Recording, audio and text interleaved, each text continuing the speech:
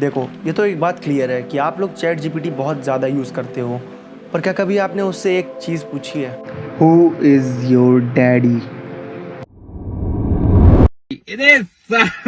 तारे पिछवाड़े में तो धो लिकट जाएगा।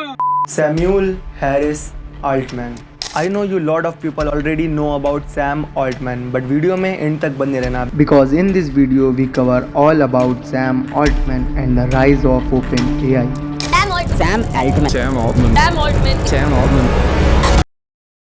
तो इन शॉर्ट मैं ये क्लियर कर देता हूँ who is Sam Altman.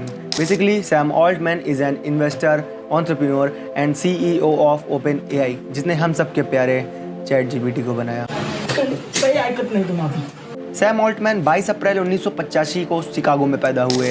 His mother is a dermatologist and his father was a real estate broker. मतलब बचपन मस्त बीतेला। तो 8 साल की उम्र में इनको अपना पहला कंप्यूटर मिला और उसमें इन्होंने कोडिंग करना स्टार्ट करा। और एक हमारे यहाँ के बच्चे। Then he went to Stanford University to completing his bachelor's in computer science, but he dropped out college without completing his bachelor's. College drop करने का रियल रीज़न उन्होंने 2023 में न्यूयॉर्क टाइम को ये बताया कि उन्होंने कॉलेज में प्रोफेसर्स के लेक्चर लेने से ज़्यादा दोस्तों के साथ पोकर खेलना सीखा। और उन्होंने ये भी बताया कि poker was a good game. For example, poker ने उन्हें लोगों को पहचानना सिखाया और कम और अधूरी जानकारी के साथ भी एक अच्छा डिसीजन लेने का गट्स दिया। ये तो हो गई उनके बचपन की बात। अब आते हैं द रियल मुद्दे पे, राइज ऑफ OpenAI। सो दिसंबर 2015 में सैम ऑल्टमैन ने OpenAI की नींव रखी, जो कि एक नॉन प्रॉफिटेबल कंपनी होने वाली थी फॉर द हेल्पिंग अदर्स, और जो कि सबके लिए एक फ़ायदेमंद साबित होनी थी। और इन सब में उनके साथ थे Elon Musk, Jessica Livingstone, Peter Thiel, Brockman.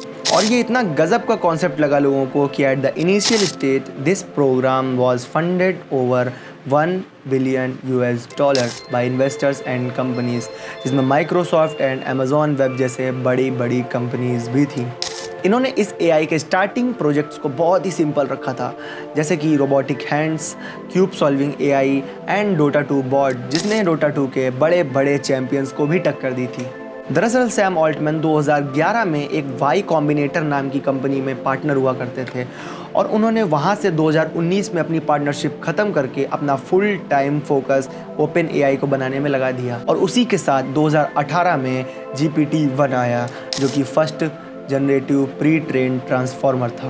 Then GPT-2 आया 2019 में, लेकिन उसको फुल्ली कभी भी लॉन्च नहीं करा गया क्योंकि उसके मिसयूज़ के कुछ कॉन्सेप्ट्स चल रहे थे। एंड देन 2020 में आता है GPT-3।